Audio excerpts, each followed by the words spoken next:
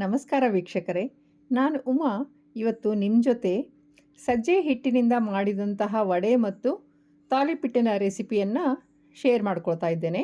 ಅದರ ಜೊತೆಗೆ ನಾನು ಟೊಮೆಟೊ ಪಚಡಿಯನ್ನು ಮಾಡಿದ್ದೇನೆ. ಅದಕ್ಕಾಗಿ ನಾನಿಲ್ಲಿ 3 ಟೊಮೆಟೊ ಮತ್ತು 1 ಬೆಳ್ಳುಳ್ಳಿಯನ್ನು ಡೈರೆಕ್ಟಾಗಿ ಗ್ಯಾಸ್ ಮೇಲೆ ಹುರಿಲಿಕ್ಕೆ ಇಟ್ಟಿದ್ದೇನೆ.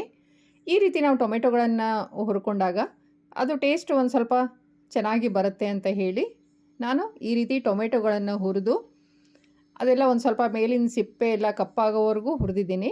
ಅದರ ನಂತರ ಈ ಸಿಪ್ಪೆಗಳನ್ನೆಲ್ಲ ತೆಗೆದು, ಹಾಗೆ ಈ ಬೆಳ್ಳುಳ್ಳಿ ಸಿಪ್ಪೆಗಳನ್ನು ಕೂಡ ನಾನು ತೆಗೆದು ಕ್ಲೀನ್ ಮಾಡಿ ಇಟ್ಕೊಂಡಿದ್ದೇನೆ. ಇದು ಟೇಸ್ಟ್ ತುಂಬ ಚೆನ್ನಾಗಿರುತ್ತೆ. ನೀವು ಬೇಕಿದ್ರೆ ರೊಟ್ಟಿ ಜೊತೆ ಕೂಡ ಇದನ್ನು ಟ್ರೈ ಮಾಡಬಹುದು. ಅದಕ್ಕಾಗಿ ನಾನಿಲ್ಲಿ ಚಾಪರ್ನಲ್ಲಿ 1 ಈರುಳ್ಳಿಯನ್ನು ಹಾಕ್ಕೊಂಡು ಅದನ್ನು ಸಣ್ಣಗೆ ಚಾಪ್ ಮಾಡ್ಕೊಳ್ತಾ ಇದ್ದೇನೆ. ಅದಕ್ಕೇ ನಾವು ಹುರ್ಕೊಂಡಂತಹ ಹಸಿಮೆಣಸಿನಕಾಯಿ, ಕೊತ್ತಂಬರಿ ಸೊಪ್ಪನ್ನು ಹಾಕಿ, ಜೊತೆಗೆ ಈ ಟೊಮೆಟೊವನ್ನು ಹಾಕಿ ನಾನು ಬೆಳ್ಳುಳ್ಳಿಯನ್ನು ಜೊತೆಗೆ ಹಾಕಿ ರುಚಿಗೆ ತಕ್ಕಷ್ಟು ಉಪ್ಪನ್ನು ಹಾಕಿ ಚಾಪ್ ಮಾಡ್ಕೊಳ್ತಾ ಇದ್ದೇನೆ. ನೀವು ಬೇಕಿದ್ರೆ ಇದನ್ನು ಮಿಕ್ಸರಲ್ಲಿ ಕೂಡ ಮಾಡ್ಕೋಬಹುದು. ಈಗ ನಾನು ಇದಕ್ಕೆ ಒಂದು ಅರ್ಧ ನಿಂಬೆಹಣ್ಣನ್ನು ಹಾಕ್ತಾ ಇದ್ದೇನೆ. ನೀವು ಜವಾರಿ ಟೊಮೆಟೊ ಹಣ್ಣನ್ನು ಯೂಸ್ ಮಾಡಿದರೆ ಮತ್ತೆ ನಿಂಬೆಹಣ್ಣು ಹಾಕೋ ಅವಶ್ಯಕತೆ ಇಲ್ಲ. ನಾನಿಲ್ಲಿ ಮಕ್ಕಳಿಗೆ ಇಷ್ಟ ಆಗಲಿ ಅಂತ ಹೇಳಿ ಒಂದು ಸ್ವಲ್ಪ ಪಚಡಿಗೆ 1 ಸ್ಪೂನ್ನಷ್ಟು ಟೊಮೆಟೊ ಸಾಸನ್ನು ಸೇರಿಸ್ತಾ ಇದ್ದೇನೆ.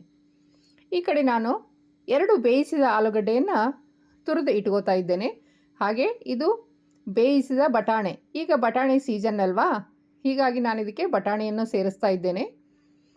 ಅದನ್ನು ನಾನು ಚಾಪ್ ಮಾಡಿ ಇಟ್ಕೊಂಡಿದ್ದೇನೆ.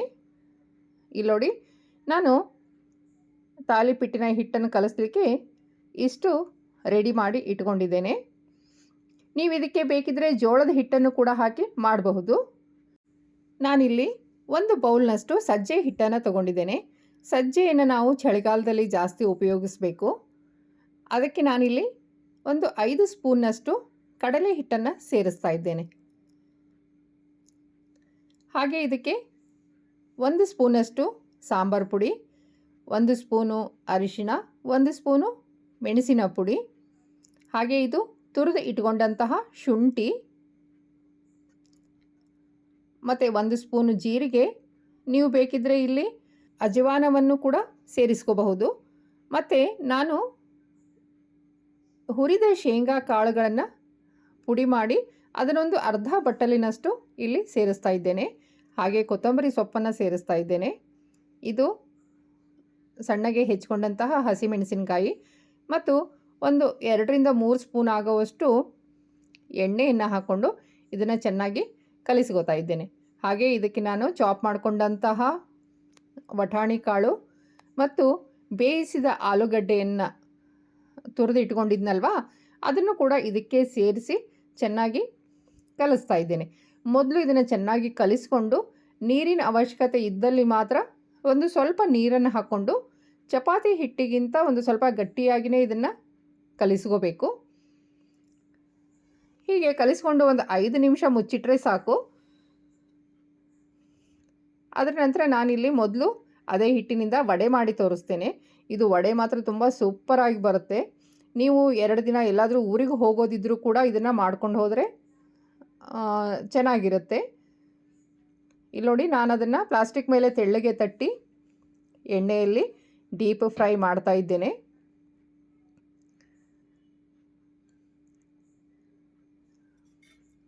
ನೀವು ಇದನ್ನು ಖಂಡಿತವಾಗ್ಲೂ ಒಂದ್ಸಲ ಟ್ರೈ ಮಾಡಿ, ತುಂಬ ಚೆನ್ನಾಗಿರುತ್ತೆ.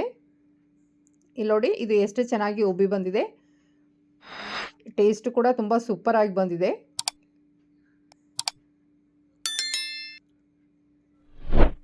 ಇದರ ಜೊತೆಗೆ ಯಾವ ಚಟ್ನಿ ಅಂತ ಏನು ಬೇಕಾಗೋದಿಲ್ಲ.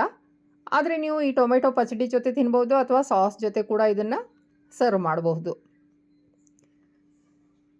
ಇಲ್ಲಿ ನೋಡಿ, ನಾನೀಗ ನಿಮಗೆ ಎಣ್ಣೆಯಲ್ಲಿ ಕರೆದು ತೋರಿಸ್ತಾ ಇದ್ದೇನೆ. ಎರಡೂ ಕೂಡ ಎಷ್ಟು ಚೆನ್ನಾಗಿ ಉಬ್ಬಿ ಬಂದಿದೆ ಅಂತ ನೀವು ನೋಡ್ತಿರಬಹುದು.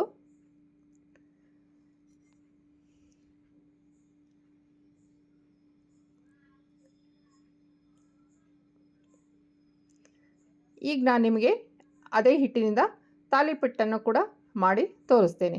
ಈಗ ನಾನು ಎಣ್ಣೆ ಹಚ್ಚಿದಂತಹ ಬಟರ್ ಪೇಪರ್ ಮೇಲೆ ಅದನ್ನು ತೆಳ್ಳಗೆ ಲಟ್ಟಿಸಿಕೊಂಡು ಹಂಚಿನ ಮೇಲೆ ಒಂದು ಚೂರು ಎಣ್ಣೆಯನ್ನು ಹಾಕಿ ಈ ತಾಲಿಪಟ್ಟನ್ನು ನಾನು ಬೇಯಿಸ್ತಾ ಇದ್ದೇನೆ. ಈ ತಾಲಿಪಟ್ಟು ಕೂಡ ತುಂಬ ಟೇಸ್ಟಿಯಾಗಿ ಬಂದಿದೆ.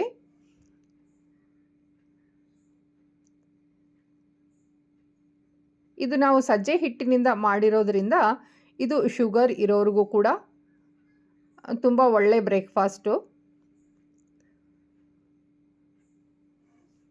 ಇದಕ್ಕೆ ನಾವು ಆಲೂಗಡ್ಡೆ ಮತ್ತು ಬಟಾಣಿಯನ್ನು ಸೇರಿಸಿರೋದ್ರಿಂದ ಇದರ ರುಚಿ ತುಂಬ ಚೆನ್ನಾಗಿ ಬಂದಿದೆ.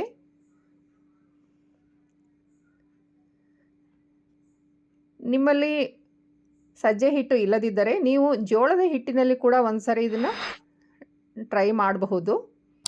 ಇಲ್ಲಿ ನೋಡಿ, ಇದು ನಾನು ಎಣ್ಣೆಯಲ್ಲಿ ಕರೆದಂತಹ ವಡೆಗಳು ಮತ್ತು ಇದು ತಾಲಿಪಟ್ಟುಗಳು. ಇದು ನೋಡಿ ಎಷ್ಟು ಚೆನ್ನಾಗಿ ಬಂದಿದೆ ಅಂತ ನಾನು ನಿಮಗೆ ತೋರಿಸ್ತಾ ಇದ್ದೇನೆ. ಟೇಸ್ಟ್ ಕೂಡ ತುಂಬ ಸೂಪರಾಗಿ ಬಂದಿದೆ. ಈ ತಾಲಿಪಟ್ಟು ಕೂಡ ಅಷ್ಟೇ ತುಂಬ ಮೃದುವಾಗಿ ಬಂದಿದೆ. Thank you.